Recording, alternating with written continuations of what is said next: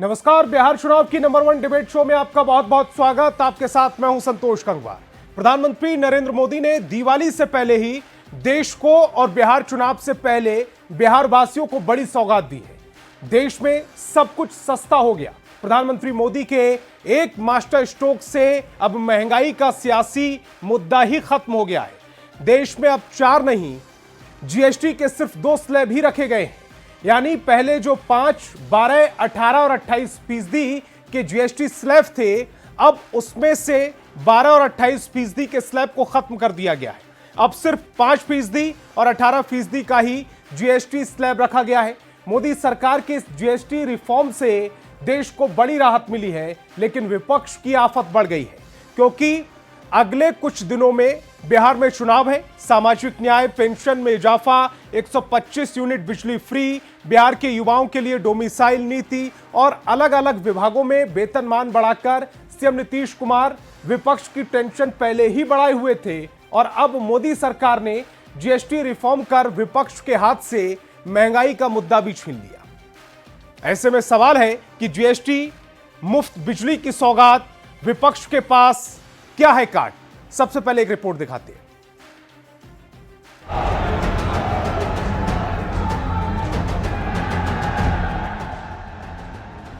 बिहार में अगले 2 महीने में विधानसभा का चुनाव होने वाला है, और चुनाव से पहले मोदी सरकार ने बम्पर तोहफा दे दिया है।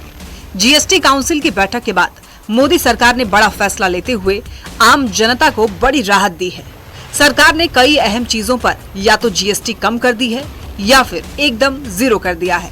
घरेलू मांग को बढ़ावा देने के लिए मोदी सरकार ने साबुन से लेकर छोटी कारों तक कई आइटम्स पर जीएसटी में कटौती कर आम लोगों को बड़ा सुकून दिया है। बुधवार को वित्त मंत्री निर्मला सीतारमण ने एक प्रेस कॉन्फ्रेंस कर इसकी जानकारी दी।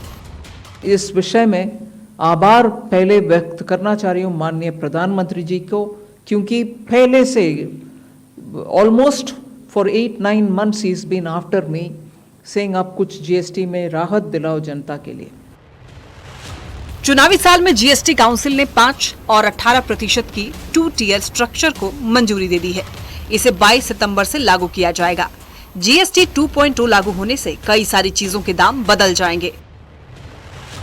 जूते और कपड़े सस्ते हो जाएंगे, दवाइयां सस्ती होंगी, काजू किशमिश, ड्राई फ्रूट्स, छोटी कार, स्वास्थ्य बीमा, घी, मक्खन, मसाले, एसी, फ्रिज और टीवी सस्ते हो जाएंगे।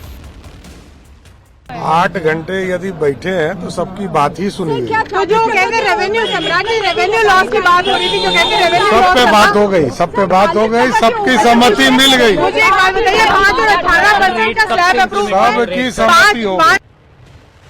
कोल्ड ड्रिंक्स, गुटखा, तंबाकू और लग्जरी कारें महंगी हो सकती है। साबुन, शैम्पू, टूथपेस्ट पर 18 की जगह 5% टैक्स। घी, मक्खन, नूडल्स, नमकीन, बर्तन, नैपकिन, डायपर और सिलाई मशीन पर 12 की जगह 5% ही जीएसटी लगेगी। एक और सरकार ने घरेलू और जरूरी चीजें सस्ती कर जहां लोगों को बड़ी राहत दी है, तो वहीं दूसरी ओर इस पर बिहार में खूब सियासत भी हो रही है। निश्चित रूप से इससे आम आदमी को लाभ मिलेगा। मध्यम वर्ग के जितने परिवार के लोग हैं, उनकी माली हालत और बेहतर होगी। इससे साफ दिखता है कि केंद्र की एनडीए की सरकार आम आदमी के हक में सोचती है और उस दिशा में काम भी करती है। पहले तो जीएसटी के माध्यम से गरीबों को, आम लोगों को लूटा, और अब सिर्फ दिखावे के लिए ये जीएसटी में सुधार की बात कर रहे हैं। ये तो केंद्र सरकार की नीयत मंशा ही रही है, पूंजीपतियों, उद्योगपतियों को फायदा पहुंचाने की। इस देश का आम जनमानस जिन वस्तुओं को इस्तेमाल करता है, उन वस्तुओं पे अब कोई कर नहीं लगेगा। चुनावी साल में सरकार ने छेना पनीर पर जीएसटी पूरी तरह खत्म कर दी है। रोटी और चपाती, शिक्षा से जुड़ी सामग्री और स्वास्थ्य बीमा को भी टैक्स मुक्त कर दिया गया है। चॉकलेट, आइसक्रीम, तेल, साबुन और फल सब्जियों पर टैक्स घटाकर मिडिल क्लास के जेब पर पड़ने वाले असर को कम किया है। सरकार की सौगात से जितना सकारात्मक असर लोगों के खर्च पर पड़ेगा, देखना होगा चुनाव के परिणाम में इसकी क्या छाप पड़ती है। पटना संवाददाता शैलेंद्र कुमार के साथ ब्यूरो रिपोर्ट, न्यूज़ 18।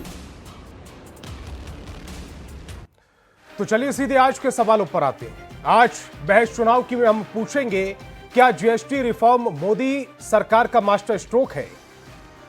तो पहला और बड़ा सवाल, क्या जीएसटी रिफॉर्म मोदी सरकार का मास्टर स्ट्रोक है? क्या विपक्ष से महंगाई का मुद्दा छिन गया?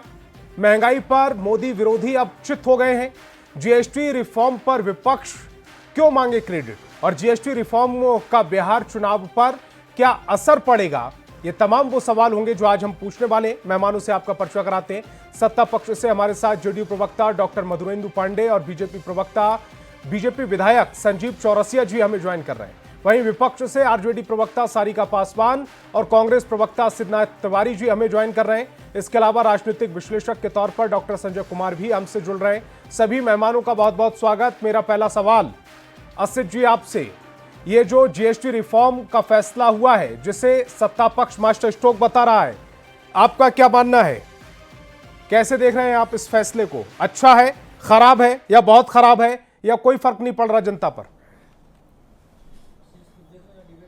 संतोष जी, अभी आपका जो पैकेज चला उसमें आखिर में एक लाइन थी कि विपक्ष से महंगाई का मुद्दा छिन गया है।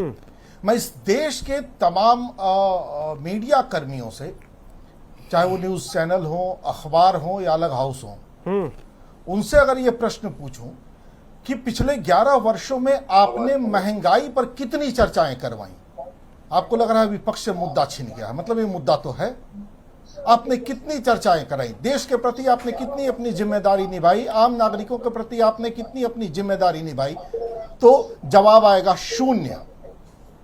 एक बार भी इस पर कभी कोई चर्चा नहीं। 11 साल से आप महंगाई की किसी भी डिबेट में बैठे ही नहीं, या कांग्रेस ने आपको महंगाई वाली किसी डिबेट में भेजा ही नहीं? बता दीजिए ना, आप ही डेट बता दीजिए, मैं अभी यूट्यूब पर देख लेता हूं, क्या हर्ज है इसमें?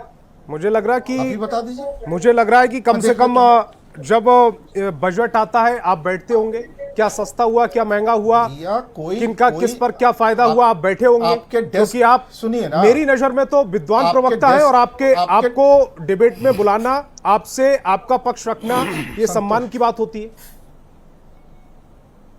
संतोष जी, आपके डेस्क पर लोग बैठे होंगे, वही देख के बता दें कि महंगाई पर कब डिबेट हुई है। चलिए, आज आपने एक्सेप्ट किया कि महंगाई एक मुद्दा है और सरकार ने जीएसटी में कटौती करके महंगाई का मुद्दा हमसे छीन लिया। बहुत अच्छी बात। 8 साल पहले हमारे नेता राहुल गांधी जी ने गब्बर सिंह टैक्स इसको नाम दिया और इसमें स्लैब सुधारने की बात कही। 8 साल बाद मोदी जी को ये बात समझ में आई कि ये गब्बर सिंह टैक्स है और महंगाई के बोझ से जनता दब रही है, इसको सुधारना चाहिए। आखिर उसी स्लैब पर वो आए जो राहुल जी उस समय कह रहे थे। आज उन्होंने वो बात मानी, लेकिन इसमें उनको 8 साल लग गए भारत के मिडिल क्लास की जिंदगी तबाह करके। और अब जब समझ में आ गई बात कि भैया महंगाई से त्रस्त जनता इस चुनाव में हमको दौड़ा देगी, बिहार में मंत्री लिटरली दौड़ाए जा रहे हैं और विधायक, ये तो खबरें आप लोग भी चला रहे हैं। अब इनको पता चल गया कि हमारे मंत्री विधायक सब गांव से शहरों से दौड़ाए जा रहे हैं, भगाए जा रहे हैं। तब इनको समझ में आया कि हमें जीएसटी कम करना चाहिए। मुद्दे अन्य भी कई हैं, महंगाई अभी भी एक मुद्दा है, क्योंकि चीजों की कीमतें इतनी अधिक बढ़ा दी गई हैं कि इस जीएसटी के सुधार से भी बड़ी राहत नहीं मिलने जा रही है। हाँ, राहत है, बड़ी राहत नहीं मिलने जा रही है, लेकिन ठीक चुनाव के पहले जीएसटी स्लैब में बदलाव करके, और मात्र 2 स्लैब जो राहुल जी शुरू से कह रहे थे कि यही 2 स्लैब रखिए, गब्बर सिंह टैक्स आपने बना रखा है, स्लैब रख के मोदी जी ने साबित कर दिया है कि उन्होंने जनता को लूटा है, जनता उनसे नाराज है। और उन्होंने ये भी प्रमाणित कर दिया कि हार को लेकर वो आश्वस्त हैं कि हम बिहार हार रहे हैं, इसलिए वो तमाम दांव अब आजमा रहे हैं। ठीक है संतोष। संजीव जी, जैसा कि मुझे उम्मीद था, क्योंकि मल्लिकार्जुन खड़गे ने वो जो स्टेटमेंट दिया था वो भी मेरी स्क्रीन पर कहीं चल रहा होगा, और नहीं चल रहा होगा तो चलने वाला है, किसने क्या कहा है इसमें आएगा। वो भी यही कह रहे हैं कि 8 साल पहले राहुल गांधी ये कह रहे हैं, 8 साल पहले से 8 साल बाद कुंभकर्णी नींद से जगी है बीजेपी, और अब जाकर ये जो 2 स्लैब किए गए हैं जीएसटी के, ये बात वो 8 साल से पहले कह रहे हैं। यानी कि आप 8 साल से उनकी बातों को ध्यान नहीं दे रहे थे और बिहार चुनाव को जीतने के लिए अब राहुल गांधी की बात को आपको मानना पड़ रहा है। आज जिस प्रकार से भाई तिवारी जी ने बातों को कहा, वास्तव में संज्ञान में लेने की आवश्यकता है कि अपने समय के बात को ध्यान में रखें कि श्रीमान मनमोहन सिंह जी जब प्रधानमंत्री थे तो महंगाई की दरों की ऊंचाई किस प्रकार छू गई थी। तो उन महंगाई की दरों को याद करने के इनका समय नहीं है, इनके पास है। इनको बधाई और अभिनंदन हम करते हैं। माननीय प्रधानमंत्री जी के नेतृत्व में और कुशल प्रबंधन के कारण, वित्तीय प्रबंधन के कारण महंगाई दर अलग अलग प्रकार से घटने का भी काम हुआ। मैं तो खाद्यान्न व्यवसायी संघ का बिहार का अध्यक्ष भी हूं, तो मैं तो मानता हूं कि लंबे समय से हम लोग भी इस चीज को जो मांग कर रहे थे, सरकार ने इस चीज को जाना और कितने प्रकार के जो कम हुए हैं। आपको पता है कि लगभग 100 उत्पादों पर महंगाई पूरी तरह से जीएसटी को समाप्त करने का काम। यह भी पता है कि 2 स्लैब के अंतर्गत जो आए हैं, तो खाद्यान्नों पर भी जो आटा पे, दाल पे, जो पैक्ड फूड पे होता था, वो अब 5%, 18 से 5% कर दिया गया। और सबसे बड़ी बात है कि हेल्थ और इंश्योरेंस सेक्टर को जो पूरी तरह से मुक्त किया गया, इस बात का द्योतक है कि सबसे ज्यादा लाभ उन सेक्टरों में मिलेगा। शिक्षा के क्षेत्र में जो कॉपी है, पेंसिल है, इसमें भी 12% के लक्ष्य को आप देख रहे हैं। और सबसे बड़ी बात है कि जितने 33 लगभग जीवन रक्षक दवाओं को इससे मुक्त करने का काम किया गया, तो अनेकों प्रकार के लाभ जीएसटी के माध्यम से जो मिल रहे हैं, ये वास्तव में वेलकम करना चाहिए, इनको अभिनंदन करना चाहिए कि शैंपू तेल गरीबों के लिए आज पेट्रोल और डीजल पे जिस प्रकार से कम हुए हैं, ये बात भी नहीं छुपी है कि 28 से लगभग 18% टैक्स अब आ गया है। तो कितने राहत सभी को, गरीब तबके के लोगों को, सबको मिला है। यानी कि आम लोगों को रीच से पूरी तरह से 2047 का जो संकल्प है विकसित भारत का, वो पूरी तरह से संकल्पना की ओर हम आगे बढ़ने का काम कर रहे हैं। तो आज हमें हर कमोडिटी के ऊपर देखना चाहिए कि एक एक करके लाभ जो अपने को मिला है, उसमें सभी वर्गों को ट्रैवल करते हुए वन टैक्स वन नेशन के अंतर्गत जीएसटी पे इस प्रकार से बवेला मचाने का काम किए, पर कितना लाभ अपने को मिला है, यह भी छुपा हुआ नहीं है। बिहार को कितने प्रकार के लाभ मिले हैं, यह भी हम जानते हैं। तो इन सबों को लाभ जो अपने को मिल रहा है, माननीय प्रधानमंत्री, माननीय वित्त मंत्री को बहुत बहुत अभिनंदन इसके लिए है। तो अभिनंदन करने के बजाय अपनी उन यादों को दिग्भ्रमित करना चाहते हैं कि मेरी मांगे ये रही, मेरी मांगे ये रही। करने का जब लक्ष्य रहता है, जब समय रहता है, तो ये विपक्ष के लोग करते नहीं है। केवल अनर्गल बातों में समय जान करके जो भटकाने का काम करते हैं, चुनावी रण क्षेत्र में हर चीज को भटकाने के ये लोग काम करते हैं। तो स्वाभाविक रूप से हम भारतीय जनता पार्टी के नाते माननीय प्रधानमंत्री, पूरे इंडिया गठबंधन, माननीय प्रधानमंत्री, माननीय वित्त मंत्री जी को बहुत बहुत अभिनंदन करते हैं। ठीक है असित जी, 30 सेकंड में अपनी बात को रखिएगा जल्दी से। संजीव चौरसिया जी ने डॉक्टर मनमोहन सिंह का कार्यकाल याद दिलाया। संजीव चौरसिया जी यहाँ जब बैठे हैं तो मैं सिर्फ एक प्रवक्ता के तौर पर नहीं दिखता हूँ। संजीव भैया, जरा अपने पिताजी का भी ध्यान कीजिए और याद कीजिए कि क्या कभी सच के साथ उन्होंने समझौता किया। आप जिस पिता के पुत्र हैं, उस गौरव को साथ लेके चलिए। डॉक्टर मनमोहन सिंह जी जब प्रधानमंत्री थे तो इस पटना में पेट्रोल की कीमत 62 रुपये थी। मोदी जी प्रधानमंत्री हुए, इस पटना में पेट्रोल की कीमत 108 रुपये हुई। यह टैक्स किसने थोपा? इन्होंने ही ना, मोदी जी ने ठोका कि 62 रुपये से 108 रुपये पहुंचा दिए। अब किस महंगाई की चर्चा कर रहे हैं? इस तरह से देश को लूटेंगे। 62 का पेट्रोल सीधे 108 पहुंचा के भी आप सफाई दे रहे हैं। आप लोगों ने गब्बर सिंह टैक्स के जरिए पूरे देश को लूटा है और मिडिल क्लास को बर्बाद किया है। कम से कम इस सच को जब अटल जी से सत्ता हस्तांतरण हुई थी, अच्छा लगेगा। असित जी, जब अटल जी से सत्ता हस्तांतरण हुई थी और कांग्रेस ने बागडोर संभाली थी, उस समय जो ऑयल था, जो तेल था, उसकी कीमत क्या थी? जो पेट्रोल था, जो डीजल था, उसकी कीमत क्या थी? 58, मैं बता दे रहा हूं, डीजल का नहीं याद है, पेट्रोल का याद है, 58 रुपए। और 58 रुपए से मात्र 4 रुपए बढ़ा था सर, 62 हुआ। उनका कार्य 10 साल के शासनकाल में जब सरकार गई तब तक 62 हुआ था और इन्होंने तो सीधे 62 से 108 पहुंचा दिया। 2004 में पेट्रोल की कीमत 58 रुपए थी। जी, पटना की बात कर रहा हूं मैं। या 32 रुपए थी सर? मात्र 4 रुपए का इजाफा हुआ सर। उनसे पूछा ना कि वैश्विक संकट में महंगाई का उच्च 2008 में क्या था, 2009 तिवारी जी, आपके फैक्ट गलत नहीं होते। 2011 में क्या था? मेरे पास तो पूरा डेटा है, हम बता सकते हैं। 2014 में क्या था? चेक कीजिएगा, 32 रुपए थी, 58 रुपए थी। चेक कीजिएगा। ठीक है डॉक्टर मधुरेंदु जी, और 2013 में जी उसके हिसाब से अब आप अनुपात निकालते रहिएगा कि सर जब 2005 में सत्ता स्थानांतरण हुआ था तब, और 2014 में सत्ता स्थानांतरण हुआ था, और उसके बाद कितना कितना बढ़ा है, उसका एवरेज भी आप निकाल लेंगे। मैं जानता हूं आपको। डॉक्टर मधुरेंदु जी, जो जीएसटी रिफॉर्म हुआ है, इससे सरकार पर कितना बोझ पड़ेगा? प्रदेश की सरकार पर, क्योंकि झारखंड की सरकार हो गई, कर्नाटक की सरकार हो गई, हिमाचल की सरकारें हो गई, विपक्ष की जितनी सरकारें हैं उनके वित्त मंत्री बैठकर इस पर लगातार बातचीत कर रहे थे कि इस पर स्टेट सरकारों पर भी बहुत दबाव आने वाला है। बात सरकार पर दबाव आने की नहीं है, बात है कि इससे जो निर्णय लिया गया है आदरणीय प्रधानमंत्री नरेंद्र मोदी जी के द्वारा, जीएसटी की दरों में जो कमी की गई है उससे आम जनता ज़्यादा लाभान्वित होगी। और हमारी जो एनडीए की सरकार है, चाहे केंद्र में हो या चाहे बिहार में हो, वो दोनों सबसे पहले देश की जनता, राज्य की जनता को जो आकांक्षाएं हैं, जो उनकी बुनियादी सुविधाएं हैं, उसको पूरा करने के लिए अनवरत काम करते आ रही है। चाहे केंद्र की 11 वर्षों की प्रधानमंत्री नरेंद्र मोदी जी की सरकार हो या 20 वर्षों से आदरणीय माननीय मुख्यमंत्री नीतीश कुमार जी की सरकार हो, इन्होंने कभी भी किसी वर्ग, किसी जाति, किसी धर्म के लिए राजनीति नहीं की और न कोई वैसा योजना लाया जिससे कि किसी जाति, किसी वर्ग को एक को फायदा हो। इन्होंने एक पूरे आवाम की, देश की आवाम जो है 1 अरब 64 करोड़ और बिहार की आवाम है जो 14 करोड़, ये दोनों मिलकर एनडीए की सरकार केंद्र में और बिहार में बिहार की आवाम के हित के लिए काम कर रही है। और उसकी भावना को देखते हुए, उनकी बुनियादी जरूरतों को देखते हुए ये सब जो निर्णय लिया जा रहा है वह स्वागत जो कदम है। और इसके लिए आभार व्यक्त करते हैं आदरणीय प्रधानमंत्री नरेंद्र मोदी जी को, जिन्होंने देश की आवाम की भावना को समझते हुए जीएसटी की दरों में भारी कटौती की है। ठीक है, तब तक मैंने निकाल लिया था। असितनाथ तिवारी जी, आपका जवाब दे देता हूं मैं। 2004 में जब सत्ता हस्तांतरण हुआ था 36 रुपए 81 पैसे पेट्रोल की कीमत थी। 2014 में जब सत्ता हस्तांतरण हुआ था 71 रुपए, यानी 36 दूनी 72, लगभग दोगुनी कीमत हो गई थी 2014 में। 2021 में और 2025 में जो स्थिति है वो आपको पता है, 100 के पार। ठीक है, राजनीतिक विश्लेषक के तौर पर डॉक्टर संजय जी हमारे साथ जुड़े हुए हैं। उनसे पहले मैं एक सवाल ले लूं, उसके बाद आपके पास आता हूं।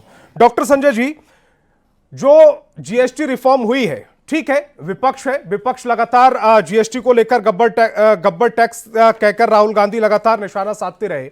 अब चूंकि बिहार चुनाव से ठीक पहले ये जीएसटी रिफॉर्म किया जा रहा है, दीपावली से का तोहफा कुछ लोग कह रहे हैं, कुछ लोग बिहार चुनाव को देखते हुए इसको लागू करने की बात कर रहे हैं। ये तो सच है कि इससे जनता को फायदा होगा, और ना सिर्फ फायदा होगा, बहुत फायदा होगा। और लगातार ये बात चल रही थी कि स्वास्थ्य और शिक्षा की जो चीजें होती हैं उन पर जीएसटी नहीं लगाना चाहिए, और उसमें भी कटौती कर दी गई है, भारी कटौती की गई। निश्चित रूप से इसके फायदे होंगे। मैं एक छोटा उदाहरण आपको दे देता हूं। अगर भारत के परिवार को आप देखेंगे तो वो पिरामिड की तरह है। जो सबसे गरीब है वो नीचे है और जैसे जैसे लोग अमीर होते जाते हैं ऊपर चलते हैं। एक आंकड़ा है कि जो बजट आया है अभी, उस बजट में मंथली बजट अगर किसी व्यक्ति का 35,000 रुपए का है, तो जिस तरह से जीएसटी में रिफॉर्म आया है, इससे उनको 1,645 रुपए की बचत हो गई। और अगर आप सालाना जोड़ लेंगे तो 20,000 रुपए की बचत हो। अब 20,000 रुपए की राशि, जिनका मंथली बजट 35,000 रुपए का है, शायद उनके लिए एक क्या मायने रखेगा ये सब लोग समझ सकते हैं। अलग अलग सेक्टर की भी अगर हम लोग बात करें, वो प्राइमरी सेक्टर की बात करें, सेकेंडरी सेक्टर की बात करें, टर्शियरी सेक्टर की बात करें, जिस तरफ आप इशारा कर रहे हैं, हर सेक्टर में इसका फायदा मिलेगा। बिहार तो एग्रो बेस्ड स्टेट है और एग्रीकल्चर में भी जो किसानों को उनके लिए जो खरीदना पड़ता है औजार, या जो कृषि के लिए जो यंत्र खरीदने पड़ते हैं, उसमें भी इसके लाभ मिलेंगे। तो रोजमर्रा की चीजें ही नहीं, बल्कि किसान, व्यापारी, आम आदमी, जिस शिक्षा और स्वास्थ्य की तरफ आप इशारा कर रहे हैं, हर कोई को इस रिफॉर्म से फायदा होगा। क्योंकि एक आंकड़ा है कि 60% लोग, जो 5% जो एसेंशियल कमोडिटीज है जिसका वो रोज यूज करते हैं, 60% लोगों को इसका फायदा हो। मैं मानता हूं, ठीक है, विपक्ष ने अगर ये मांग की कि नहीं, जीएसटी के स्लैब में आपको ये करना चाहिए, रिफॉर्म करना चाहिए, घटाना चाहिए, बिल्कुल लोकतंत्र में विपक्ष मांग करते रहती है। सरकार जब भी निर्णय लेती है, मैं मान लिया कि ये निर्णय पॉलिटिकल मोटिवेशन से गाइड होकर के लिया गया है, उसके बाद भी मैं कहूंगा कि इससे राहत देशवासियों को तो मिला। जो आपका ये मकान बनाने का सेक्टर है, सीमेंट और स्टील, जिस तरह से इसमें लाभ मिलेगा, एक आम आदमी भी हिम्मत जुटा पाएगा कि हम एक छोटा सा घर बना लें। हेलो, मेरी आवाज नहीं जा रही है क्या? आ रही है, मिल रही है संजय जी, मिल रही है जी। तो मैं वही कह रहा हूं कि अगर हर सेक्टर को थोड़ा पार्ट वाइज कर करके अगर हम लोग देखें तो उस पार्ट वाइज सेक्टर में मैं मानता हूं कि उसके लाभ सीधे सीधे मिलते हैं। तो जीएसटी का रिफॉर्म अगर है, बिहार का चुनाव का कितना ये लाभ लेंगे, कितना इनको लाभ नहीं मिलेगा, इससे इतर मैं मानता हूं कि देशवासियों को इससे राहत मिली है। देश केवल बिहार नहीं कि बिहार का चुनाव में ये चीजों को प्रभावित कर देंगे। क्या बिहार के चुनाव के बाद फिर ये स्लैब में परिवर्तन ला देंगे कि नहीं, जो एसेंशियल कमोडिटीज को जो हम 5% के अंतर्गत लाए हैं, चलिए बिहार का चुनाव संपन्न हो गया, परिणाम हमारे हिस्से में आ गया, अब इस स्लैब को हम बढ़ा देते हैं। ऐसा तो शायद फाइनेंस मिनिस्टर करेगी नहीं। और घाटे की जो बात है, बिल्कुल 95,000 करोड़ के घाटे की बात आ रही है कि जिस तरह से स्लैब में घटाया गया है, लेकिन 45,000 करोड़ का उन्होंने दिखाया है कि जो लोगों से हम अधिक टैक्स लेते हैं, खास करके कॉर्पोरेट वर्ग से, उन पर हम अतिरिक्त टैक्स जोड़ करके 45,000 का कॉम्पनसेट कर लेंगे। तो मैं मानता हूं कि आम आदमी के हिस्से में थोड़ी सी भी राहत अगर आती है। डेमोक्रेटिक व्यवस्था है और डेमोक्रेटिक व्यवस्था में सरकार स्केप करती है, विपक्ष घेरती है। चलिए, विपक्ष के घेरने की ही वजह से आम आदमी को अगर इसका फायदा मिल जाए तो मैं मानता हूं, चलिए इसके लिए विपक्ष को ही मैं साधुवाद देता हूं। छोड़ दीजिए सरकार को कि सरकार किस उद्देश्य से और कब और उनकी टाइमिंग कब है, लेकिन राहत तो सबको मिलेगी। 35,000 रुपया कमाने वाले भी लोग इस देश में कितने हैं, और अगर उन लोगों के हिस्से में भी थोड़ी रोशनी आ गई, दिवाली अगर उनकी बन गई, तो मैं मानता हूं कि एक अच्छा संकेत है और निश्चित रूप से एक सकारात्मक निर्णय है, जिससे देश का हर सेक्टर, फिर मैं कह रहा हूं कि चाहे वो मैन्युफैक्चरिंग सेक्टर हो, एग्रीकल्चर सेक्टर हो, सर्विस सेक्टर हो, हर सेक्टर में ये इसका लाभ मिलेगा और हर लोगों की खरीदने की ताकत बढ़ेगी। और खरीदने की ताकत बढ़ेगी, जिससे मैं मानता हूं कि 2 लाख रुपए की खपत बढ़ेगी बाजार में। और जैसे ही बाजार में पैसा फ्लोट होगा, कभी हम लोग इकोनॉमिक्स में बात कर लेंगे कि जैसे ही बाजार में लोगों के हाथ में पैसा आते हैं, जो प्रोडक्ट वो उत्पादित करते हैं, उसका कैसे मार्केट एकाएक बूम कर जाता है। तो ये जो जैसे ही उनके पास पैसे बचेंगे, उनके जेब के पैसे निकल करके वो जो प्रोड्यूसर हैं उनके पास जाएंगे, और वो प्रोड्यूसर की भी दिवाली बन जाएगी, इनकी भी दिवाली बन जाएगी। इसलिए मैं मानता हूं कि एक सकारात्मक, सही और आम लोगों के हित में लिया गया एक बड़ा निर्णय है, बड़ा रिफॉर्म है। इसके लिए सबको, पक्ष विपक्ष सबको सराहना करनी चाहिए। ठीक है, असित जी कुछ कह रहे थे आप, अब अपनी बात को रखिएगा। देखिए, संजय कुमार जी ने एक बड़ा अच्छा इशारा किया इकोनॉमिक्स की तरफ। जो सरकार कह रही है कि 95,000 करोड़ का घाटा होगा, दरअसल ये बहुत ही सतही बात है। होता यह है कि जब आम आदमी की परचेजिंग कैपेसिटी बढ़ती है, खरीदने की क्षमता बढ़ती है, तो वो ज़्यादा से ज़्यादा चीज़ें खरीद पाता है, और जब ज़्यादा से ज़्यादा चीज़ें वो खरीद पाता है तो पैसा मार्केट में जाता है और टैक्स के जरिए पैसा सरकार के पास भी जाता है। तो जिसने भी इस घाटे का आकलन किया है, सतही आकलन किया है, उसने परचेजिंग कैपेसिटी के बाद सरकार के पास जाने वाले टैक्स का इसमें हिसाब जोड़ा ही नहीं है। वो जोड़ के दिखाया ही नहीं गया है कि इसमें से फिर कितना पैसा सरकार के पास चला जाएगा। तो जो एक्चुअल घाटा होगा वो बहुत कम होगा, 95,000 करोड़ हो ही नहीं सकता है। एक्चुअल घाटा बहुत कम होगा। और सरकार बिजनेसमैन नहीं है, सरकार बिजनेस करने अपने देश के नागरिकों के साथ नहीं बैठी है। सरकार क्या है, भारत में हमने जो सरकार की अवधारणा रखी, वो रखी जनहितकारी सरकार। जनहित, सबसे पहले जनता का हित देखना है, सरकार का फायदा नहीं देखना है। जनहितकारी अवधारणा है, लोक कल्याणकारी। हमारे संविधान में बजाता ये शब्द है, लोक कल्याणकारी होनी चाहिए सरकार। हुआ ये था कि 2014 के बाद से लोक कल्याण की भावना लुप्त हो गई थी। पब्लिक को समझ लिया गया दोहन का साधन। इसकी महंगाई बढ़ा दो, उसकी कीमत बढ़ा दो, उसकी बढ़ा दो, ये टैक्स इतना कर दो, वो टैक्स इतना कर दो, लाइसेंस नहीं है तो 10,000 रुपए का चालान काट दो। मतलब कुल मिलाजुला के जनता को पूरी तरह से लूट लो, ये कहीं से ये लोक कल्याणकारी अवधारणा नहीं थी। और 8 साल पहले से लगातार हम इस बात के लिए संघर्ष कर रहे थे कि ऐसा मत कीजिए। ये जनता और सरकार के बीच कोई बिजनेस नहीं है, और ना ही आप कोई ऐसे तानाशाह हैं जो पीठ पर कोड़े बरसा के लोगों से पैसे वसूलेंगे। लेकिन इस सरकार ने वो सब किया लोगों से पैसे वसूलने के लिए। हमें अच्छा लगा कि 8 साल बाद ही जब बिहार के चुनाव में हार सुनिश्चित दिखने लगी, मोदी जी को राहुल गांधी जी की बात समझ में आ गई और वो जीएसटी स्लैब को उस पर ले आए जो राहुल जी आज से 8 साल पहले कह रहे थे।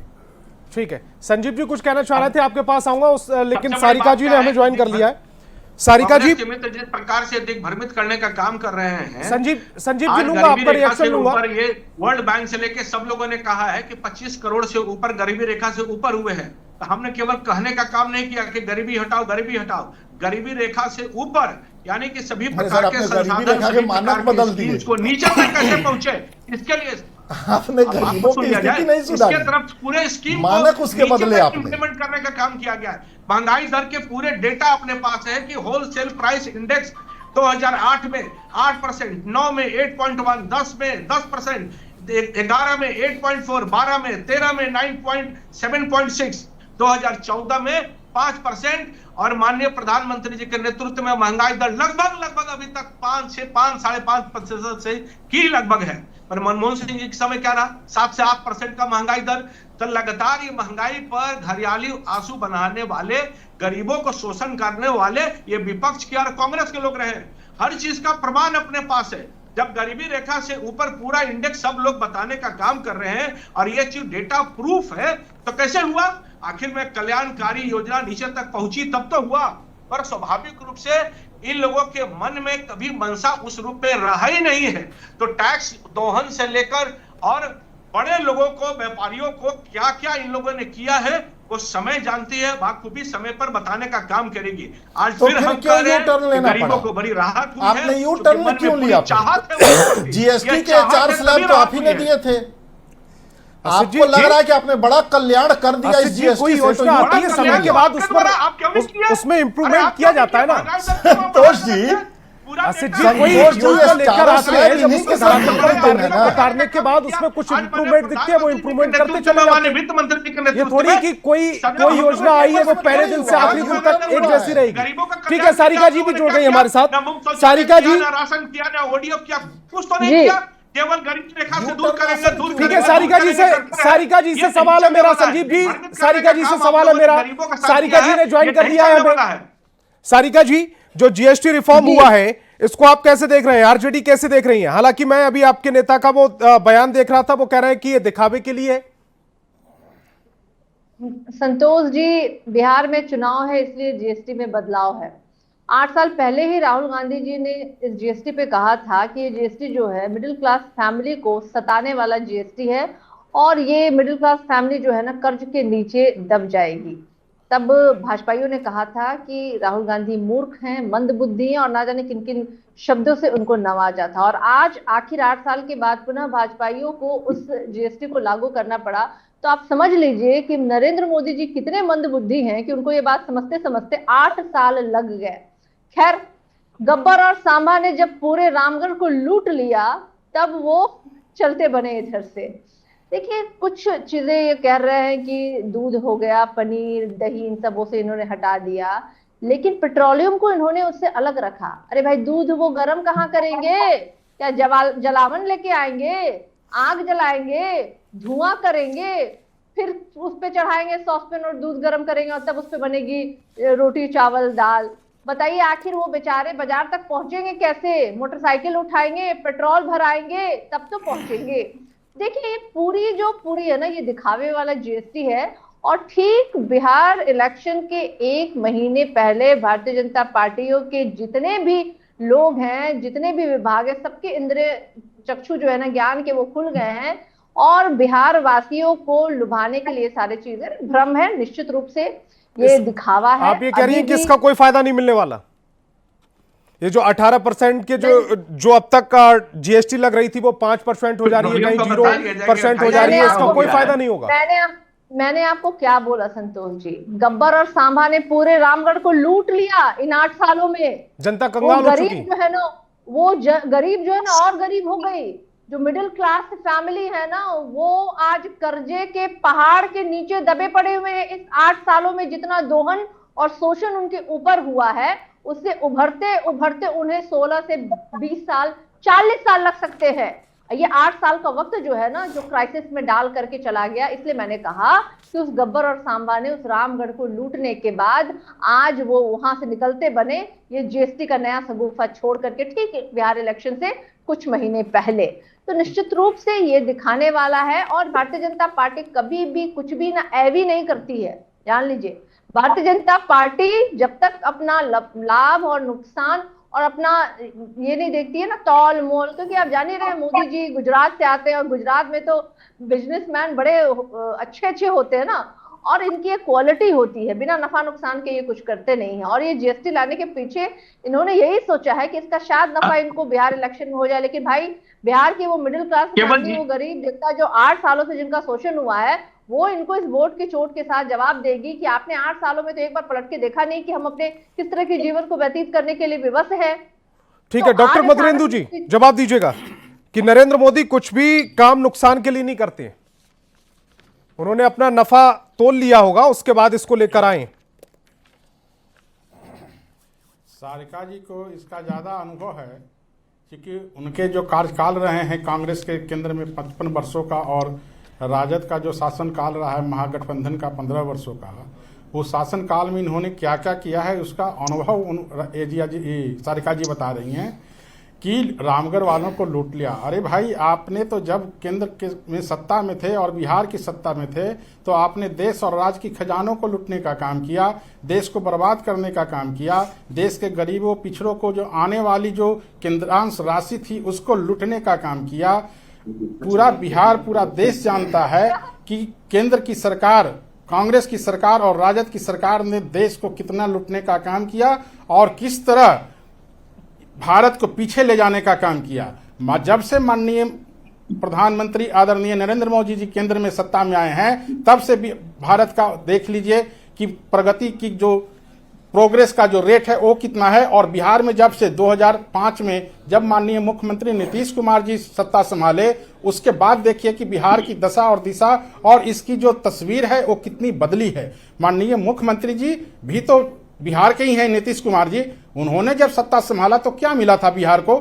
ऊबर खाबर, जंगल राज, है भय भूख भ्रष्टाचार। और आज देखिए बिहार की तस्वीर, हर तरफ चारों तरफ, चाहे वह शिक्षा का क्षेत्र हो, चिकित्सा का क्षेत्र हो, रोड हो, सड़क हो, बिजली हो, पानी हो, सब जितनी भी मूलभूत सुविधाएं हैं सब चीज देने का काम किया। और इधर अभी देखिए कि 125 यूनिट बिजली फ्री पिछले दिनों महिलाओं को, हर महिलाओं को, बिहार की हर महिलाओं को एक घर में 10,000 रुपया देने का काम, यह किस लिए किया जा रहा है? महिलाओं को आत्मनिर्भर बनाने के लिए, उनको रोजी रोजगार के लिए।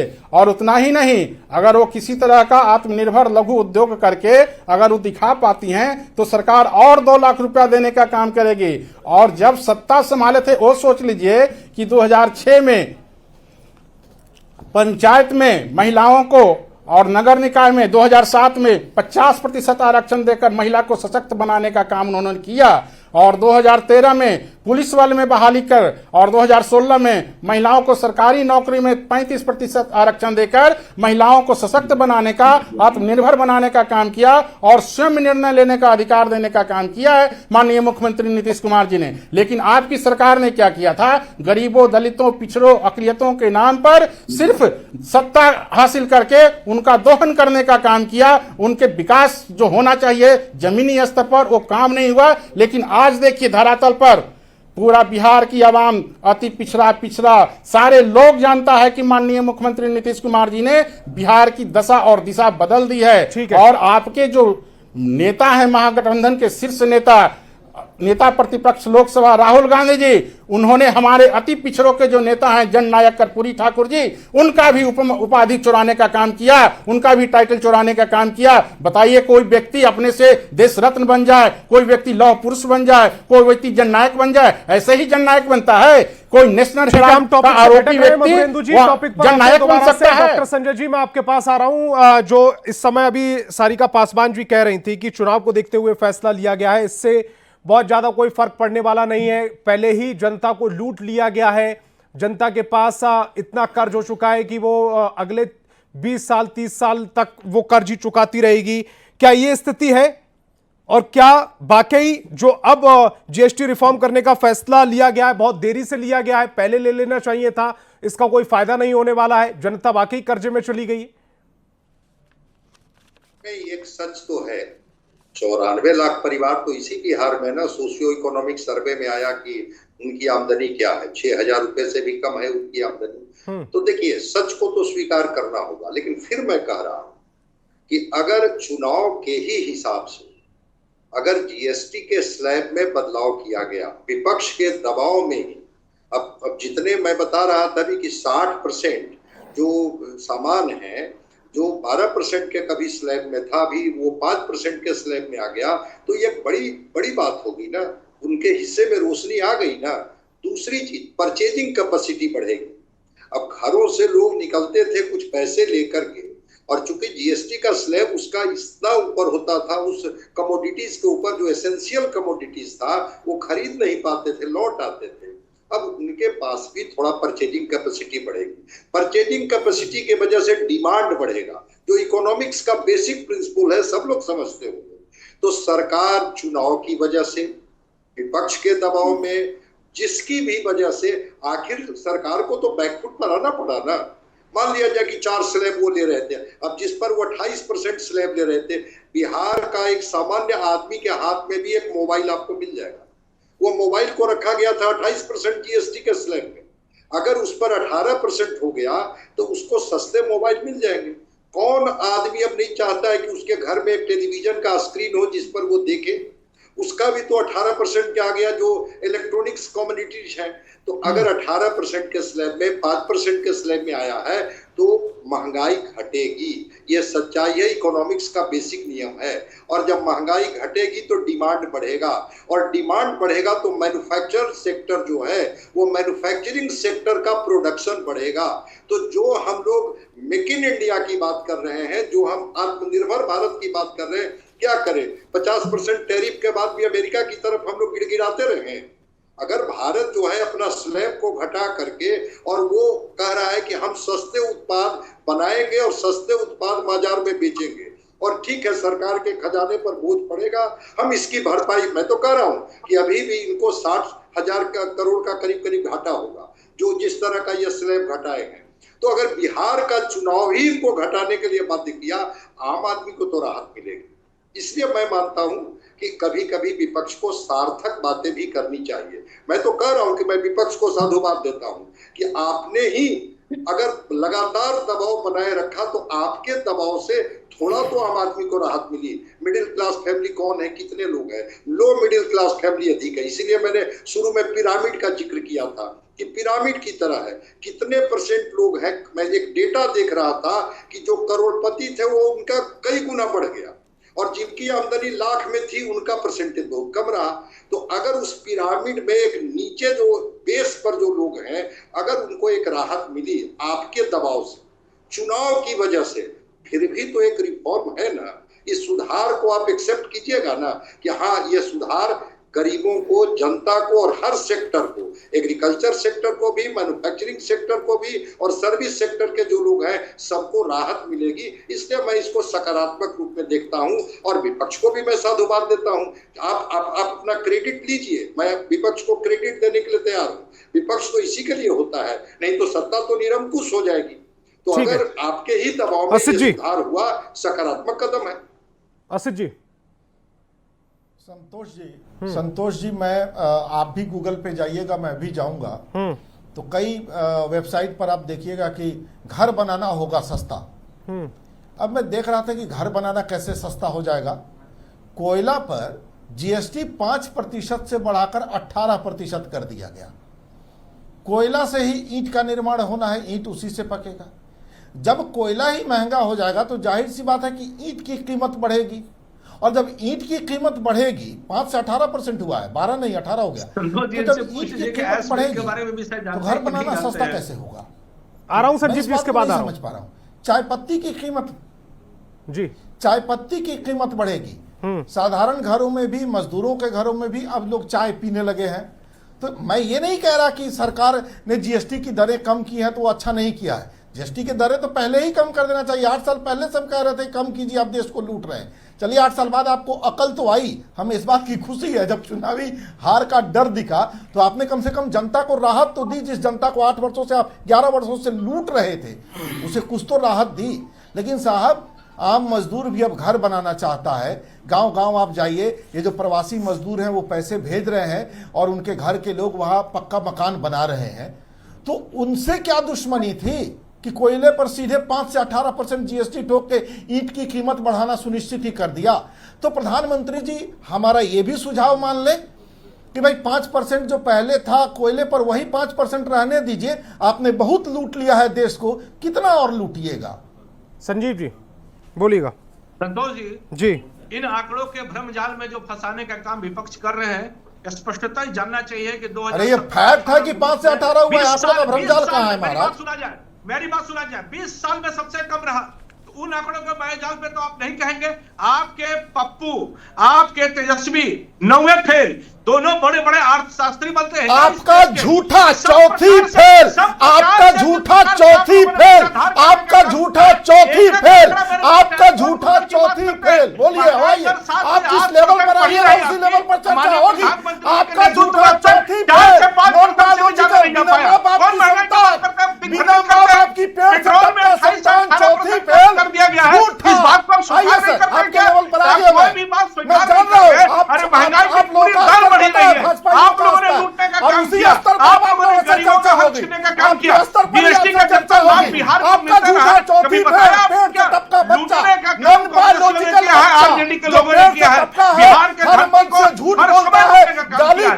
वेलफेयर स्टेट के नाते माननीय प्रधानमंत्री जी ने लगातार जो कृपा की है, वो वास्तव में बिहार ऋणी होगा सदैव, क्योंकि बिहार के हर देश को लूटा है, बिहार के हर विषय को, बिहार के हर कम्युनिटी को उन्होंने पूरे जीएसटी से मुक्त किया है। पूरे गरीबों के लिए आटा से पैक्ड दाल से लेकर 5% लगाया है। इसका आपको अभिनंदन करना चाहिए। आप अभिनंदन के बजाय आंकड़ों लेकर बैठे हुए दिग्भ्रमित करने का काम कर रहे हैं। मैं बड़ी देर से सुन रहा हूं कांग्रेस आरजेडी के प्रवक्ता का, क्यों दिग्भ्रमित कर रहे हैं भैया? आप इस बात को कहिए कि सबसे ज्यादा महंगाई रहा है तो कांग्रेस आरजेडी के साथ महंगाई रही है। उन महंगाइयों को एक-एक डेटा जब देंगे, ये कोरोना के कार्यकाल में महंगाई को स्थिर करने का काम माननीय प्रधानमंत्री जी ने किया कि नहीं किया, इसका अभिनंदन करना चाहिए आपको। पर आप लोगों ने दिग्भ्रमित करके एक-एक काम दिया है। तो आपको मैं बताना चाहूंगा एक बात संक्षिप्त में कि माननीय मनमोहन सिंह जी, माननीय कांग्रेस के समय, आरजेडी के समय लूटने का काम आप लोगों ने किया है। कभी वेलफेयर स्टेट को आगे नहीं बढ़ने दिया है। मैं बार बार कहता हूं कि गरीबी रेखा से नीचे इसलिए आया है कि लगातार उन विषयों को मुख्यमंत्री की पहुंचा है। अगर लाभ नीचे तक नहीं पहुंचा तो आंकड़े कहां से आते हैं? तो आप भ्रमित करने का काम नहीं कीजिए। मेरा नम्र निवेदन है, अभिनंदन करने का काम कीजिए कि हर एक प्रकार का लाभ, पेट्रोल से लेकर, डीजल से लेकर, 100 वस्तुओं से लेकर 33% जिन्होंने रखा दवा से लेकर सभी प्रकार का लाभ मिला है। लगातार आपको इन बातों को अभिनंदन करना चाहिए कि ये ठीक है। सारिका जी को स्क्रीन पर लेकर आए, समय कम है मेरे पास। सारिका जी जल्दी से अपनी बात रखिएगा, 1 मिनट में हुआ है जी। बिहार के 71,000 करोड़ तो लूट गए उनका। अब अच्छा, ठीक है। देखिए संतोष जी, अब लाख कोई कहे कि आदरणीय मोदी जी, माननीय मोदी जी, यशस्वी मोदी जी ने बड़ा अच्छा काम किया है, so beautiful, so elegant, just looking like a wow. तो वाव नहीं हो जाएगा भाई। अब भारतीय जनता पार्टी जो कर रही है, जीएसटी नया लाके लीपापोती जो करने का काम कर रही है, उससे कुछ होने जाने वाला नहीं है। जनता समझ रही है कि ये जो अभी चुनाव से 1 महीने पहले मोदी जी जो जुमलेबाजों की पार्टी है, ये नया जुमला सगोफा वो भी कब लागू हो रहा है भाई? 22 तारीख को अगले महीने से लागू होगा कि कहा जाने कब होगा कि नहीं होगा कि क्या करेंगे ये इसी 22 सितंबर से पार्टी का। ठीक है, हो जाएगा तो देखा जाएगा। लेकिन अभी तो पहले ही का जो कर्जा है वो उतारते उतारते, तो मैंने आपको बोला कि लंबा साल जो है उनका जो अभी 5 साल का बच्चा है ना, वो उस समय 35 साल का हो जाएगा। समझ लीजिए कि स्थिति क्या, कैसे और किस दयनीय स्थिति में हमारी जनता जो है ना जीने के लिए मजबूर है। अभी हमारे भैया कह रहे थे, भैया भाजपा वाले भैया, आप कह रहे थे ना ये लोग डेटा लेके आ जाते हैं, खुश रहिए ना कि भाई हमने बदलाव कर दिया, हमने नया जीएसटी लाया। अरे काहे खुश रहे, आप तो ले आते हैं डेटा 15 साल पहले लेके चले जाते हैं, ये हुआ वो हुआ ये हुआ दिस दैट। आपका डेटा हम काहे नहीं दे आपको भाई? हाँ, आपने जो 20 सालों में, और आपने केंद्र के सरकार आपकी हो गई इतने सालों की, तो काहे ना हम आपको डेटा दे कि आपने कितना बर्बाद किया देश को और बिहार को, और अचानक आपको बिहार की सूझ गई। अरे बिहार में कल कारखाने लगाइए ताकि बिहारियों को गुजरात में जाके मजदूरी ना करना पड़े। अरे मोदी जी, ठीक है सारिका जी, मेरे पास समय कम है, थोड़ा जल्दी बात कर रखिएगा, मेरे पास 2 मिनट का भी और है। जाके गुजरात में मजदूरी ना करना पड़े, मोदी जी को सलाह दीजिएगा। खैर अब उनसे कुछ ना हो पाएगा, कुछ ना हो पाएगा, आपस में नहीं, आपस में नहीं। चिंता मत कीजिए। मधुरेंदु जी को स्क्रीन पर लेकर आए। मधुरेंदु जी, आप 1 मिनट है आपके पास, आखिरी बात आपकी। संतोष जी, अभी जो कुछ योजनाएं जो बची रहती है, जन कल्याणकारी योजनाएं जो बची रहती है, उसको सरकार लागू करती है और वही सरकार वो काम कर रही है। ये सब चुनाव को देखते हुए नहीं, सामाजिक उत्थान के लिए, देश की और राज्य की जनमानस की भावना को देखते हुए, और जानते हैं कि माननीय मुख्यमंत्री नीतीश कुमार जी ने अभी जितने भी उन्होंने सारे लोगों को जो काम करने का काम किया है, पेमेंट बढ़ाने का काम किया है, चाहे वह मोदी जी को याद आया, इसके पहले जनमानस 1 महीने रुक जाइए ना सारिका जी, 1 मिनट रुक जाइए ना सारिका जी, समय मेरे पास कम है, प्लीज सारिका जी रुक जाइए ना। हाँ मधुरेंदु जी, अभी जितने लोगों को पेमेंट बढ़ा, चाहे जितने लोगों को पेमेंट बढ़ा, वो सब जन कल्याणकारी योजना में शामिल है, नहीं कि चुनाव के डर है। कोई चुनाव का डर नहीं है। 20 वर्षों में हमने काम किया है, काम करके बिहार को दिखाया है, इसलिए कोई डर नहीं है। हमको वोटर्स की चिंता है, जाति की और वोट की चिंता नहीं है, वोटर्स की चिंता है। इसलिए बिहार की 14 करोड़ आवाम की चिंता को देखते हुए यह सब जन कल्याणकारी योजनाएं लागू की जा रही है। ठीक है, डॉक्टर संजय जी, आखिरी कमेंट आपका। मैं मानता हूं कि ये जीएसटी रिफॉर्म्स ठीक है 22 सितंबर से ही लागू होगा, लेकिन आम आदमी के हित में उठाया गया, विपक्ष के दबाव में ही सही बड़ा निर्णय है। और जो मैंने शुरू में कहा था कि 35,000 रुपया कमाने वाला व्यक्ति अगर 1645 रुपया भी बचाता है, इस जीएसटी का जो मैं देख रहा था, अगर बचता है तो 10 साल में वो राशि 3.5 लाख रुपए तक पहुंच जाती है, जिससे वो कोई बड़ा काम कर सकता है। तो अगर जीएसटी में रिफॉर्म्स ला करके उनके जरूरत की सामान को उसका कम करके कीमत, अगर उन्होंने मैन्युफैक्चरिंग सेक्टर को बूस्ट देने की बात की है, एग्रीकल्चर सेक्टर को बूस्ट देने की बात की है, हेल्थ और एजुकेशन सेक्टर को बूस्ट देने की बात की है, तो एक अच्छा और सकारात्मक कदम है। ठीक है, पहले हो जाता तो और अच्छी बात थी, लेकिन जब जागे तभी सवेरा। विपक्ष के दबाव में ही सरकार जगी, चुनाव के वजह से ही जगी तो आम आदमी को तो इसका फायदा मिल गया। इसलिए मैं मानता हूं कि आम आदमी के हित में लिया गया एक अच्छा निर्णय है, सकारात्मक निर्णय है। मैं इसकी सराहना करता हूं, सरकार को इसको कंटिन्यू करनी चाहिए। ठीक है, तमाम मेहमान मेरे साथ जुड़े, आपका बहुत बहुत शुक्रिया। और इसी बीच एक